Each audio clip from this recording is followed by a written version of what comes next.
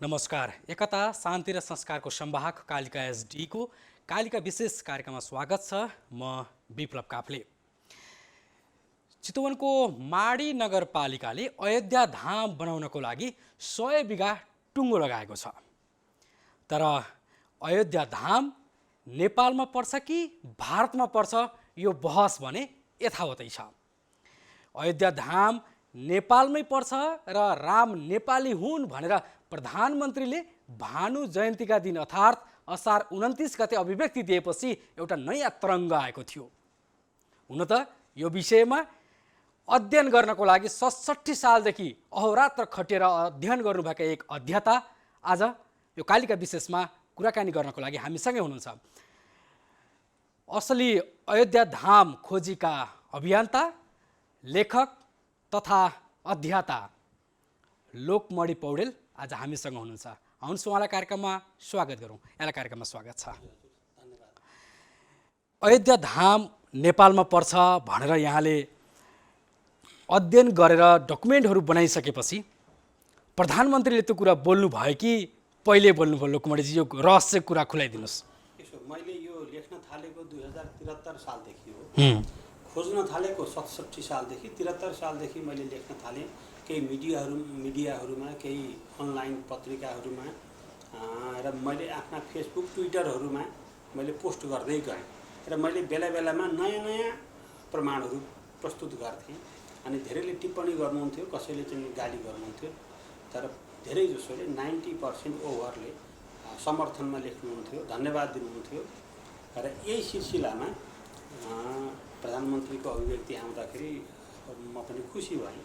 त्यो मेरो आवाज सानो थियो, प्रधानमन्त्रीले बोलेपछि सर्वत्र फैलियो। प्रधानमन्त्रीले असार 29 गते अर्थात् भानु जयन्तीका दिन यो अभिव्यक्ति दिनुभयो। योभन्दा अगाडि यहाँहरूको गोप्य भेटघाट भएको थियो? गोप्य भेटघाट चाहिँ भएको थिएन। उहाँले चाहिँ तपाईँकै आधार मानेर बोल्नुभयो या तपाईँ यस्तै अन्य पनि भित्री रूपमा खटिनु भएको थियो? के थियो लोकमणिजी, यो खुलासा पनि गरिदिनुहोस् न। धेरै पक्षबाट सोधियो र मैले आफैले पनि न्युज पढेर थाहा पाएँ कि केही लोकमणि पौडेलबाट केही अन्य व्यक्तिहरूको सूचना पाएर प्रधानमन्त्रीले बोल्नुभएको हो भनेर मिडियाहरूमा पढेपछि भन्ने मैले। घर तपाईँको जन्मस्थान पोखरा, बसाई काठमाडौँ, 67 सालदेखि यसमा अध्ययन गर्न लाग्नुभयो। पढाइ तपाईँको विज्ञान, आविष्कार गर्नुभयो धर्मको बारेमा, त्यही पनि एकदम पेचिलो विषय। स्वयं तपाईँलाई चाहिँ कस्तो लागिरहेको छ? यसो छ, अब म विज्ञानको विद्यार्थी भए पनि के छ भने मैले सधैँभरि के सोच्छु भने यदि धर्मलाई हामीले विज्ञानबाट अलि पर लग्यौँ भने धर्म चुडिन्छ। धर्मको जुन धागो छ, मानवसँगको धागो, त्यो छोडिन्छ। धर्मलाई विज्ञानदेखि त्यति पर पनि धकेल्न हुँदैन। भन्न खोजेको सबै कुरा खालि आस्थामा अथवा सबै कुरा खालि आँखा चिम्लिएर मान्नु जरुरी छैन। अबको पुस्ताले मान्दैन। अब जे छ शास्त्रमा, शास्त्रले जे भनेको छ त्यो कुराको खोजी अपरिहार्य छ। त्यो कुराको खोजीमा हामी लागेनौँ, हामी तर्कसम्मत प्रमाणसम्मत कुरा हामीले भनेनौँ भने भोलिको पुस्ताले त्यो मान्दैन। त्यस हुनाले विज्ञान पढे पनि मलाई विज्ञानले खालि के चाहिँ नलेज दियो, ज्ञान दियो भने धर्मलाई विज्ञानबाट धेरै पर लैजान हुँदैन। र यो चाहिँ मान्यतामा मैले जब अध्ययन गर्दै गएँ 2065 सालदेखि हो। तर म 67 सालदेखि काठमाडौँ छोडेको हो। 65 सालदेखि 67 सालसम्म मैले विभिन्न शास्त्रहरू पढ्ने क्यार्ने गरेर बसेँ। जब मैले काठमाडौँ छोडेँ त्यसपछि छोड्नुको कारण के थियो भने अलिकति एकाग्र भएर यो विषयमा अलिक गहन तरिकाले अध्ययन गर्ने समय जुटोस् भनेर हो। म यसरी छोडेपछि म अयोध्या, विवादित अयोध्या, फैजाबादको अयोध्या भनौँ, त्यहाँ पनि पुगेँ। अनि इन्डियामा एउटा होइन 6-6वटा वाल्मिकी आश्रम रहेछन्। ती सबै आश्रमहरूमा पुगेँ म। पश्चिममा अमृतसर, पन्जाबको अमृतसरमा पनि एउटा वाल्मिकी आश्रम छ, म त्यहाँ पनि पुगेँ। अनि यतातिर चाहिँ हाम्रो गोरखपुर नजिकै बिठुरमा पनि वाल्मिकी आश्रम छ, त्यहाँ पनि पुगेँ। यतातिर चाहिँ छत्तीसगढमा पनि वाल्मिकी आश्रम छ। फेरि यति भव्य छन् ती वाल्मिकी आश्रमहरू। पन्जाबको वाल्मिकी आश्रम हेरेर त म मुग्ध भएँ। त्यहाँ चाहिँ वाल्मिकीको 8 फुट लामो स्वर्ण प्रतिमा छ। सुनको जलप लगाएको त्यति ठुलो प्रतिमा छ, नजिकै सीता कुण्ड छ, नजिकै सीता नुहाउने गरेको चाहिँ स्नान गर्ने गरेको चाहिँ धारा भनेर चाहिँ पानीको देखाएको छ। यति धेरै मिहिनेत गरेका छन्। अब मलाई भित्रभित्रै मन खिच्रिक्क पर्थ्यो, हाम्रो वाल्मिकी आश्रम त त्यसरी व्यवस्थित छैन। हाम्रो वाल्मिकी आश्रमलाई चाहिँ नि सरकारले अथवा चाहिँ हामी नेपालीले पनि त्यति ध्यान दिएका छैनौँ। हामीले पर्यटनका लागि त्यसलाई आधार बनाउन पनि सकेका छैनौँ र पर्यटकहरू पनि फेरि नेपालको बाटो पुग्न पनि सकेका छैनन्, इन्डियाको बाटो भएर गएका छन्। यो देखेपछि पनि मलाई साँच्चै वाल्मिकी आश्रम कुन ठिक हो जस्तो मान्दाखेरि भव्य देखेर उतै हो कि भन्ठान्ने खालको अवस्थाको सृजना भएको छ। यो देखेर म अझै खोजीमा अझै गइरहेँ। उताको अयोध्या पनि हेरेँ, उताको बिठुरको वाल्मिकी आश्रम पनि हेरेँ, यताको वाल्मिकी आश्रम पनि हेरेँ। मलाई पीडा पनि भयो। एउटा जननी जन्मभूमिश्च स्वर्गादपि गरीयसी भन्ने यो जुन वाक्य छ, यो श्रीरामका मुखबाट निस्किएको वाक्य हो।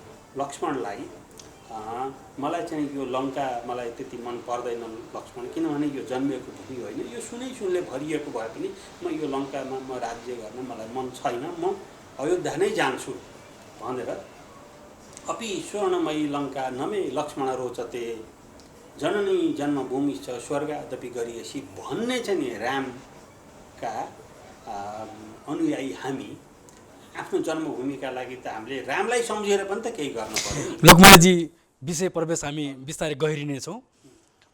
नेपाल पहिले हिन्दू राष्ट्र थियो, अहिले धर्मनिरपेक्ष राष्ट्र छ।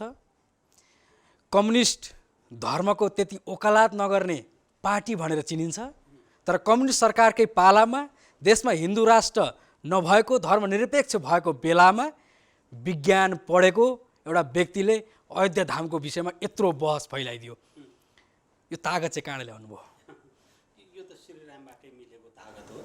मलाई खुसी लागेको छ के भने देशको प्रधानमन्त्री पनि 2/3 बहुमत प्राप्त गरेको सरकार, जो कम्युनिस्ट सरकार हो, जसले चाहिँ धर्मका बारेमा यति धेरै वकालत गरिराख्दैन, सुनिएको बुझेको यही थियो।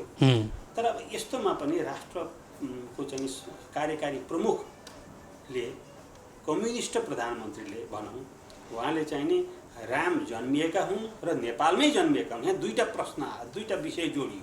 एक त राम जन्मिएकै होइनन्, यो काल्पनिक कुरा हो। राम चाहिँ नेपालको चाहिँ ज्वाइँ होइनन्, छोरा हुन्। तपाईँको तर्क होइन? यो मैले यो धेरै 2 वर्ष अगाडि मैले यस्तो लेख लेखेर पोस्ट गरेको थिएँ। यो एउटा अनलाइनले छापेपछि धेरै प्रतिक्रियाहरू आयो। एउटा चाहिँ यो हिमवत खण्ड भन्ने .com भन्नेले त 17,000 त सेयर भयो त्यो चाहिँ नि पोस्ट राखेपछि। अहिले त त्यो पोस्ट बढेर 42,000 सेयर भएको छ। तर मैले त्यो पोस्ट राखेको बेलामा त्यत्रो सेयर भएको देख्दाखेरि मलाई त्यसले पनि हौसला दिन्थ्यो कि म हेर्थेँ। र अहिले त खुसी के छ भने प्रधानमन्त्री उहाँलाई त म फेरि पनि धन्यवाद दिन्छु कि उहाँले राम ऐतिहासिक पात्र हुन् पनि भन्नुभयो, किनभने जन्मिएको भनेपछि ऐतिहासिकता भयो र जन्मिएको नेपालमै हो र त्यो चाहिँ नि माडीमा हो। उहाँले चाहिँ नि ठोरी भन्नुभयो, तर मैले माडी भन्दै आएको हो, माडीमा हो भन्नुभयो। माडी ठोरी माडीमै थियो, त्यो हिसाबले पनि होला सायद। तर चाहिँ यो कुरा हामी सबै नेपालीका लागि गर्वको कुरा हो। अब यसका लागि प्रधानमन्त्रीलाई हामीले फेरि पनि धन्यवाद दिन जरुरी छ। जस्तो लोकमणिजी, वाल्मिकी रामायणमा हेर्ने हो भने यहाँले चाहिँ त्यहाँभित्रका यात्रा वर्णनहरू, कथाहरूलाई निहालेर सूक्ष्म मिहिन अध्ययन गरेर यो माडीको अयोध्यापुरी अयोध्या धाम हो भन्ने हिसाबले तर्क गर्नुभएको छ। वाल्मिकी रामायणमा हेर्ने हो भने सरयू नदीका कुराहरू बढी ठोकिन्छ। माडीमा चाहिँ सरयू नदी भनेको चाहिँ कुन हो तपाईँको तर्कअनुसार?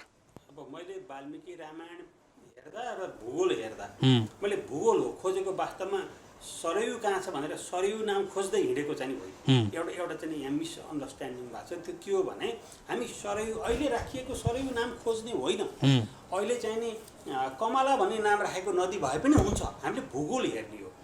वाल्मिकी रामायणमा सरयू नदी बगेको भनिएको छ पश्चिम दिशातिर, उतातिरको नदी बगिराखेको छ पूर्व दिशातिर। अब कसरी त्यो सरयू हुन्छ?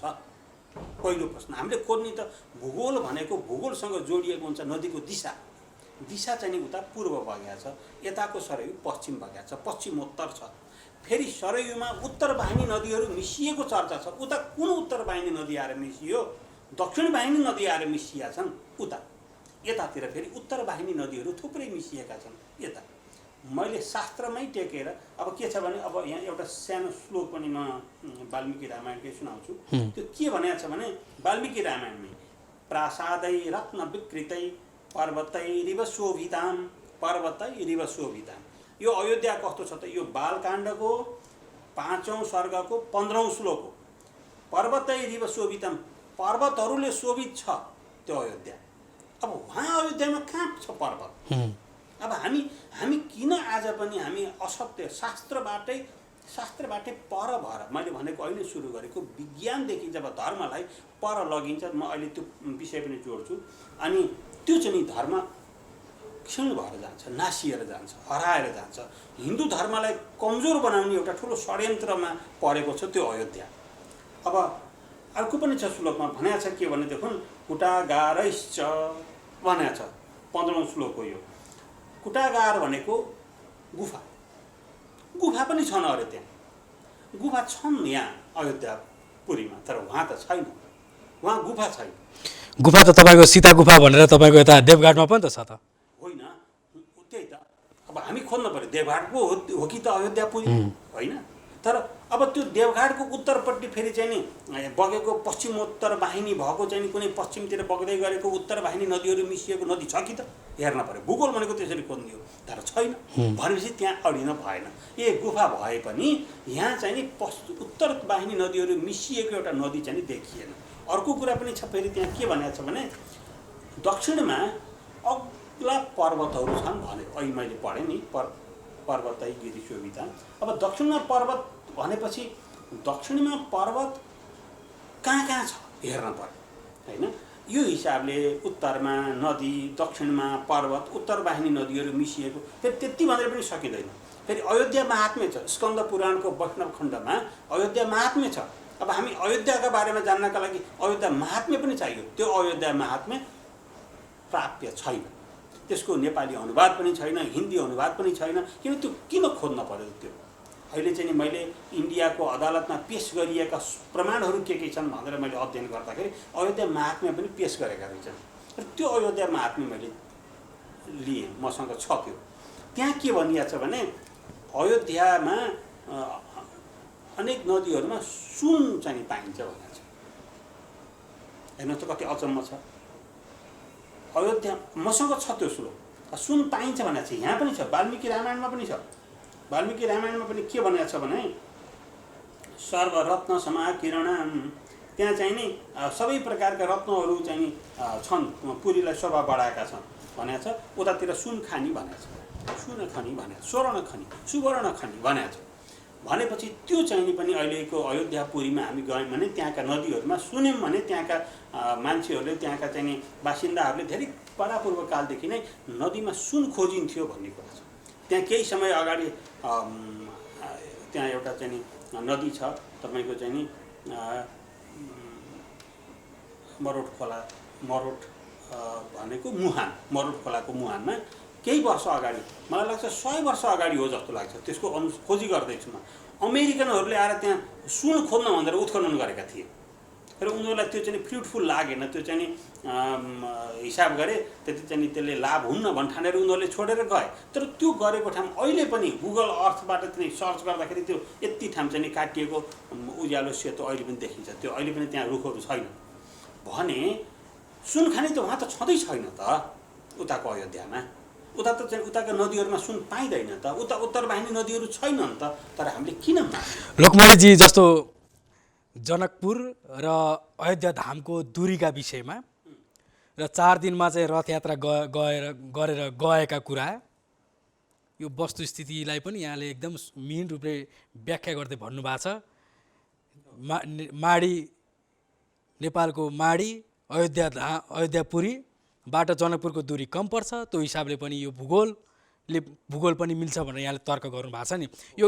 यो सन्दर्भ थोरै अलिकति प्रस्ताइदिनुहोस् न। यो पनि फेरि के छ भने अब केही व्यक्तिहरूको यहाँनिर मैले यो धेरैले सुनिरहेको हुनाले मैले दोहोऱ्याउनुभन्दा अगाडि केही मान्छेहरूले तर्क के गर्नुहुन्छ भने उति बेला रामायण कालमा मान्छे अहिलेभन्दा छिटो छिटो हिँड्थे, अहिलेका भन्दा मान्छेहरू अग्ला थिए।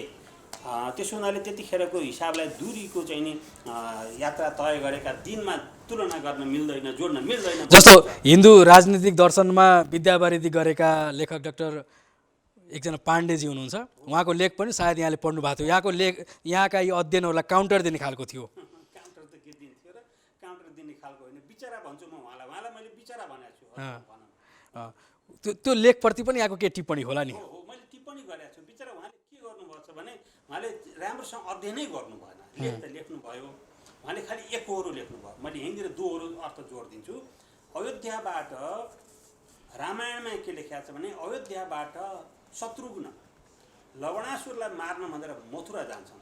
मथुरा जाँदाखेरि अयोध्याबाट बाटोमा वाल्मिकी आश्रम पर्छ। एकदमै सोच्न पर्ने कुरा छ। अयोध्याबाट मथुरा जाँदाखेरि बाटोमा, तर वाल्मिकी रामायणमा त त्यो वाल्मिकी आश्रमको त्यो वर्णन नै छैन। यात्रा वर्णनमा दशरथ यता तपाईँको जनकपुर आउने बेलासम्म त्यो यात्रामा लेखेको छैन नि। मैले भनेको अयोध्याबाट जनकपुर आउँदाखेरि त वाल्मिकी आश्रमको वर्णनै छैन हो, मैले भन्न खोजेँ त्यही हो। हजुर, वाल्मिकी आश्रम नै छैन भन्ने कुरा प्रश्न भयो, भन्न खोज्नु भयो यहाँले। होइन, फेरि शत्रुघ्न रावणलाई मारेर राम अयोध्या आइसकेपछि शत्रुघ्न जब लवणासुरलाई मार्न भनेर मथुरा जान्छन्, जाँदाखेरि मथुरा अयोध्याबाट पश्चिममा पर्छ भनेको छ। त्यहाँ पश्चिम जान्छन् शत्रुघ्न भनेको छ। पश्चिममै पर्छ अहिले पनि मथुरा, यहाँबाट पनि पश्चिममै पर्छ। त जाँदाखेरि बाटोमा चाहिँ नि वाल्मिकी आश्रममा उनी बास बस्छन् भनेको छ। भनेपछि मैले चाहिँ नि बेला बेलामा प्रश्न गरेको छु, काठमाडौँबाट पोखरा पश्चिममा पर्छ। काठमाडौँबाट पोखरा जान भनेर हिँडेको मान्छे, पश्चिम जान भनेर हिँडेको मान्छे बनेपामा गएर बास बस्छ त? बस्दैन। ऊ त नौबिसेमा गएर बास बस्छ, पश्चिमतिरै गएर बस्न पर्यो। यसको अर्थ हो हामीले त यसरी केलाउनुपर्छ, पण्डितहरू बसेर यसरी भन्नुपर्छ कि ओहो पश्चिममै पर्छ बास, ठिक। त्यहाँ यति धेरै त खुलाइँदैन कि आज आएर हामी झगडा गर्छौँ होला भनेर लेखेका हुँदैनन्। जस्तो लोकमणिजी, नेपालमा पनि थुप्रै धार्मिक पीठहरू छन्, धर्मका थुप्रै महन्त ऋषिमुनिहरू पनि हुनुहुन्छ, हिन्दू धर्मका थुप्रै अगुवाहरू पनि हुनुहुन्छ। तपाईँलाई खुलेर समर्थन गर्नेहरू चाहिँ अझै मैले भेटेको छैन। तपाईँलाई कस्तो लाग्छ?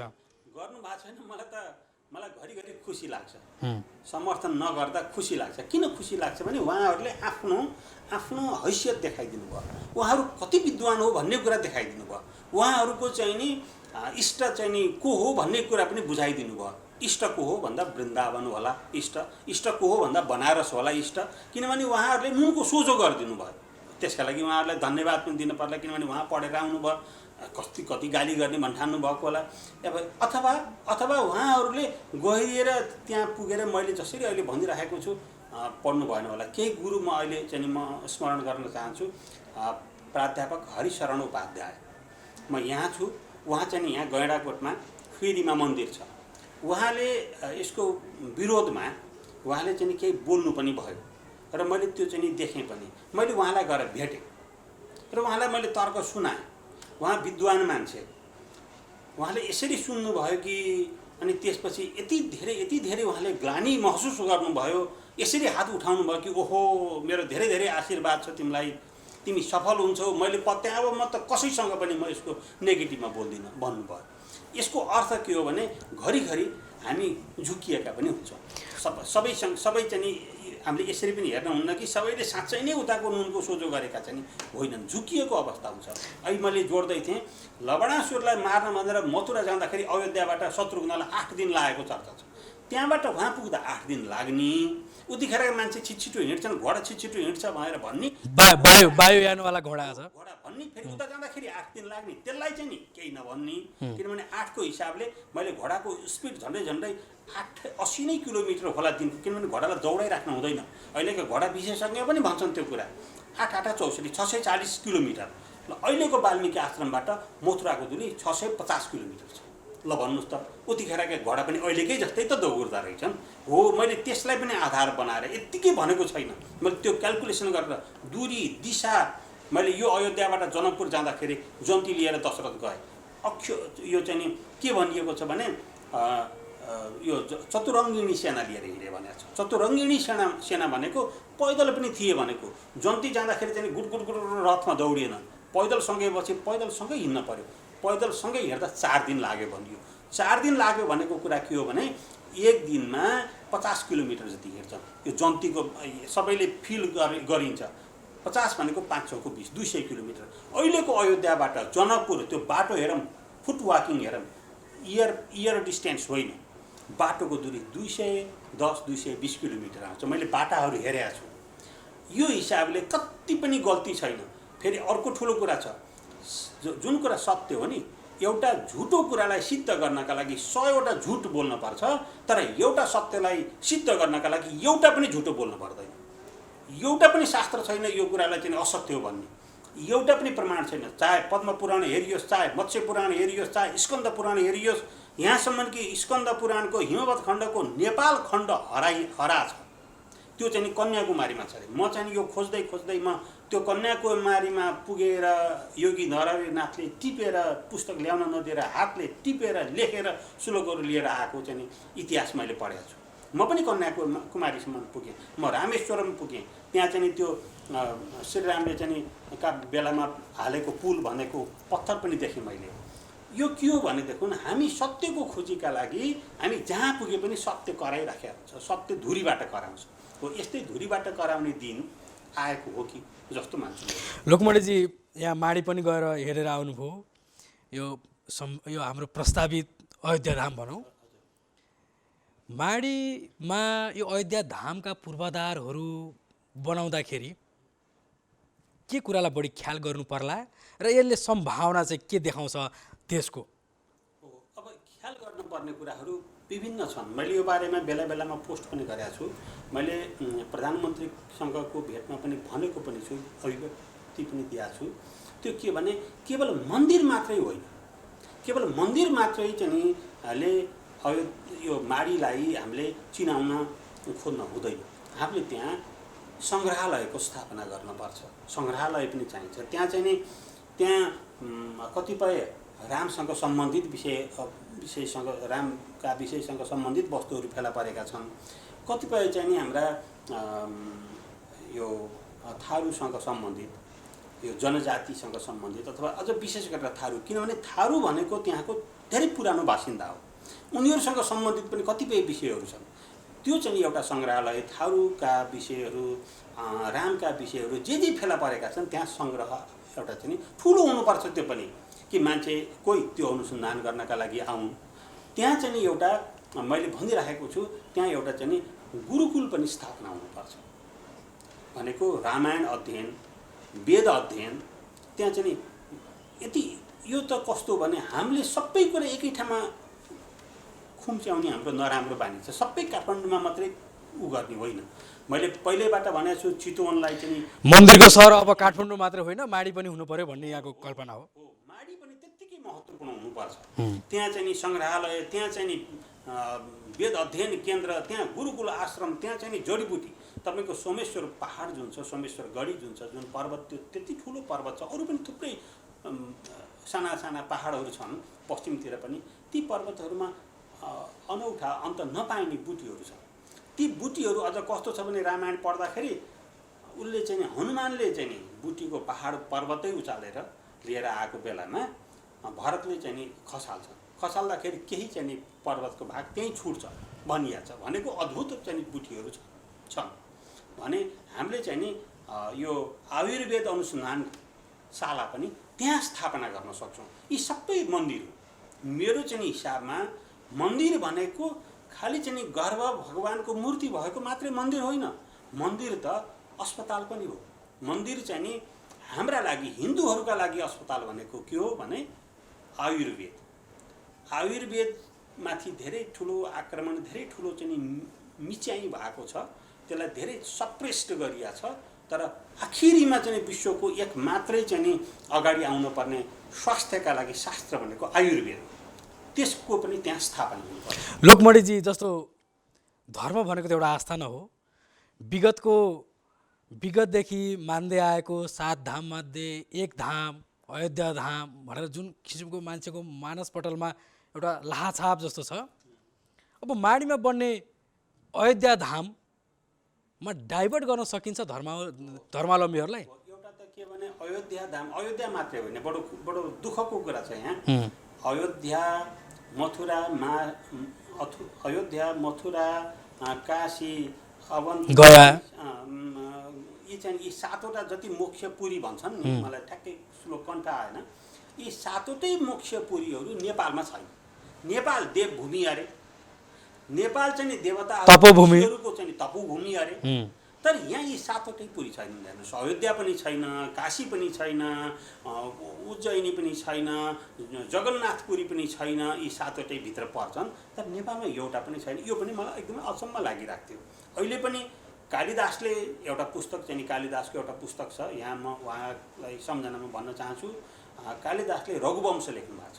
रघुवंशमा पनि अयोध्याको कुरा छ। रघुवंश भनेकै रामको वंशको, त्यसको पनि अध्ययन गर्नुपर्छ। र कालिदासका बारेमा फेरि पण्डित मुरलीधर भट्टराईले आजभन्दा 100 वर्ष अगाडि अङ्ग्रेजीमा Nepal the birth place of Kalidas भन्ने पुस्तक लेख्नु भएको छ। त्यो पुस्तकलाई चाहिँ नि अन्तर्राष्ट्रिय लाइब्रेरीमा चाहिँ नि अद्भुत पुस्तकका रूपमा एउटा चाहिँ नि सङ्ग्रहणीय पुस्तकको रूपमा उहाँ सङ्ग्रह गरिएको छ, तर नेपालमा कसैलाई पनि थाहा छैन। नेपालमा भनियो भने यो चाहिँ नि अनावश्यक, यो बेकारको चाहिँ नि कुरा भनेका पनि व्यक्तिहरू भेटिन्छन् भने त्यो पुस्तकमा पनि अयोध्या त्यसले पनि यतै हो भन्ने सिद्ध गर्छ। अब हुँदै नभएको ठाउँलाई मोक्षपुरी मानेर बस्ने, देवताहरू घुम्ने र देवताहरूले चाहिँ नि तप गर्ने ठाउँलाई चाहिँ नि एउटा पनि मोक्षपुरी नबने पनि स्वीकार्ने हाम्रो चाहिँ नि अवस्था। अब त्यहाँ चाहिँ नि हाम्रो डाक्टर चाहिँ मुरलीधर भट्टराईले उज्जैनी काठमाडौँ भनेर लेख्नु भएको छ। उज्जैनी भनेको काठमाडौँ भनेपछि यी कुराहरू अझै खोज्न बाँकी छ। यी सातवटै पुरी सबै नेपालमा नपर्लान्, केही हामी खोजौँ। शास्त्रले भन्दै नभनेको कुरा भन्दै नभनौँ, सत्य कुरा चाहिँ हो त्यो भनौँ। त अयोध्या सत्य जहाँ हो त्यहीँ हो भन्दाखेरि त के नराम्रो भयो र, खुसी हुन पर्यो। लोकमणिजी, जस्तो माडी नगरपालिकाले अयोध्या धाम बनाउनको लागि जुन 100 बिघा छनौट गरेको छ, त्यो ठाउँ यहाँले अवलोकन पनि गरिसक्नुभयो। तपाईँलाई कस्तो लागिराखेको छ? अयोध्या धाम छिटै बन्ला? प्रधानमन्त्रीको अपेक्षा अनुसारको राम सीताको विशाल मूर्ति बनाएर चाहिँ त्यसको चाहिँ उ गर्ने भन्ने खालको त्यो कुराहरू सम्भव होला? मलाई के लागिराखेको भने मैले ठाउँहरू हेरेँ हिजो म गएर, मलाई लागेको के भने मन्दिर चाहिँ नि सकेसम्म ओचो ठाउँमा नबन्नुहोस् भन्ने मेरो त्यो जग्गा छनौट हेर्दाखेरि खोलाको बगरहरूलाई मात्रै राखेर त्यो प्रति ऐलान जग्गालाई मात्रै राख्ने त्यो खालको देखिन्छ। लागेर अलिकति अलि त्यति धेरै खुल्न सकेको छैन। मेरो चाहना के हो भने माडीवासीले बिहान उठेपछि यसो चाहिँ दक्षिणतिर फर्कँदा अथवा चाहिँ पूर्वतिर फर्कँदा अथवा पश्चिमतिर फर्कँदा ठ्याक्क मन्दिरको गजुर देखुन् र हात जोड्न सकुन्। अनि फेरि मन्दिरमा कसैको पनि चाहिँ घरको ढल मन्दिरतिर नजाओस्, मन्दिरका चाहिँ बगेका चाहिँ उहरू मन्दिर पखालेका चाहिँ उहरू बहुन्, त्यो केही छैन भनेर मलाई मन्दिर अलि उचामा हुनुपर्छ भन्ने मेरो चाहिँ विचार हो। लोकमणिजी, जस्तो नेपालका धार्मिक गन्तव्यहरू हेर्ने हो भने अधिकांश जानलाई कठिन, अलि विकट, सहज पहुँच नभएका ठाउँहरूमा बढी धार्मिक गन्तव्यहरू हुन्छन्। यसको रहस्य चाहिँ के रहेछ? तपाईँले अध्ययनबाट के भेटाउनु भयो?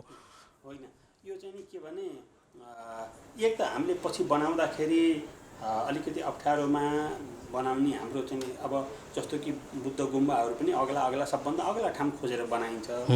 एक त यसको एउटा रहस्य मैले अहिले भने त्यो के हो भने यो बगेका चाहिँ विभिन्न फोहोरहरू त्यो ठाउँमा नजाओस् भनेर दुर्गम ठाउँ रोज्न परेको हुन्छ, एउटा चाहिँ त्यो होला। अर्को अब विभिन्न चाहिँ त्यस्तै ठाउँमा बसेका पनि होलान् के ऋषिमुनिहरू अथवा देवताहरू त्यस्तै ठाउँ उनीहरू बस्दा पनि त्यस्तै ठाउँमा बसेका होलान्। अब त्यसमा चाहिँ अरू कुरा के हुन्छ भने मान्छेहरूलाई अलि सुगम ठाउँमा आफूहरूलाई बस्न क्यार्न चाहिँ बढी रोजिहाल्ने मान्छेले ती छोडिएका ठाउँ रोजिएको हो कि जस्तो पनि मान्छु मैले। जो तर अहिले चाहिँ मैले धन्यवाद दिन्छु यसकारण कि हाम्रो चाहिँ माडीका जति काम गरिराख्नु भएको छ जग्गा खोज्न क्यार्न हाम्रो चाहिँ अब मेयर ठाकुर ढकालजी अनि हाम्रो चाहिँ यो अयोध्या अध्ययन कार्यदल छ एउटा, उसको चाहिँ हाम्रो नारदमणि हजुर अध्यक्ष हुनुहुन्छ, उहाँलाई म एकदमै धन्यवाद छ मेरो किनभने उहाँहरूले मेहनत गरिराख्नु भएको छ। अब सबैबाट होइन यही ठाउँ हो, यही ठाउँ ठिक छ भनेर सबैबाट स्वीकृत भएको भने त मेरो भन्नु केही पनि छैन। तैपनि अझै केही अप्सन छ भने मेरो रहर के हो भने त्यहाँ चाहिँ नि अरू कुरा पनि एकैचोटि तय होस्। मन्दिरका लागि मात्रै होइन कि सङ्ग्रहालयका लागि, वेद चाहिँ नि अध्ययनका लागि, अथवा चाहिँ नि आयुर्वेद चाहिँ नि अनुसन्धानका लागि यस्ता पनि कुराहरू यी सबै ठाउँहरू मिलाएर चाहिँ नि प्रधानमन्त्रीजीले त 500 बिघा जति चाहिँ छुट्याउनुपर्छ पनि भन्नुभएको थियो। उहाँको बोलीलाई खेर नजाने हिसाबले, किनभने बोलेका कुरा चाहिँ नि प्रधानमन्त्री जस्तोले बोलेका कुरालाई खेर जान दिन पनि हुँदैन, हाम्रो कर्तव्य पनि हो नागरिकको। उहाँ चाहिँ नि एमालेबाट जिते पनि यो अथवा चाहिँ नि अहिले हामी सबैको हो कि जितेर प्रधानमन्त्री भइसकेपछि काङ्ग्रेसको पनि प्रधानमन्त्री उहाँ नै हो, एमालेको पनि उहाँ नै हो, राप्रपाको पनि उहाँ नै हो। त्यस हुनाले प्रधानमन्त्रीले बोलेको कुरा खेर जान दिने भनेको त राम्रो होइन। यो माडीमा अयोध्या धाम बन्दै गर्दा र यदि यो बनिसकेपछि भारत र नेपालको सम्बन्ध चाहिँ कतिको चिसिएला जस्तो लाग्छ यहाँलाई? कति पनि चिसिँदैन। अब अचम्म छ। अब विप्लव सर, विप्लव काफले सर, यो बडो मिठो प्रश्न पनि हो, मलाई त्यसैले सोध्नु भएको थियो। अचम्म के छ भने यहाँले यो नोट गरेर राख्नु होला, सम्बन्ध झन् मजबुत हुन्छ। सम्बन्ध भनेको बलियो कतिखेर हुन्छ भने नागरिक स्तरमा भएको सम्बन्ध बलियो, नेताको स्तरमा भएको सम्बन्धले होइन, जनताको स्तरमा। जस्तो कि पशुपतिनाथले नेपाल र भारतको सम्बन्धमा नेताहरू लडे पनि के भन्छन् भने होइन हामी टिभीमा पनि हेर्छौँ, होइन यो त पशुपतिनाथको देश हो, हामीले पशुपतिनाथको देशलाई यसरी गाली गर्न हुँदैन भनेर जनताले भन्छन्। भोलि चाहिँ नि राम जन्मभूमि यही हो भनेर जब शास्त्रीय प्रमाण अगाडि सार्दाखेरि पढ्छन् नि, उहाँ पनि विद्वान छन्, उनीहरूले पढेपछि हो भनेपछि त यो त फेरि अर्को सम्बन्धमा अर्को प्लस पोइन्ट हुन्छ। यो उहाँका जनताले नेपाललाई आदर गर्ने अर्को विषयवस्तु थपिन्छ। हस्, समय र विचारको लागि धेरै धेरै आभारी छौँ। म पनि यहाँप्रति आभारी छु। धन्यवाद। एकता, शान्ति र संस्कारको संवाहक कालिका एसडीको विशेष कार्यक्रम कालिका विशेषमा आज हामी असली अयोध्या धाम खोजीका एक अभियन्ता, लेखक तथा अध्येता लोकमणि पौडेलसँग रहेर कुराकानी गऱ्यौँ। माडीको अयोध्यापुरीमा बन्न लागेको अयोध्या धाम के कति सम्भव छ, यिनै विषयमा रहेर कुराकानी गऱ्यौँ। कार्यक्रमबाट विप्लव काफ्ले बिदा हुन्छु। नमस्कार।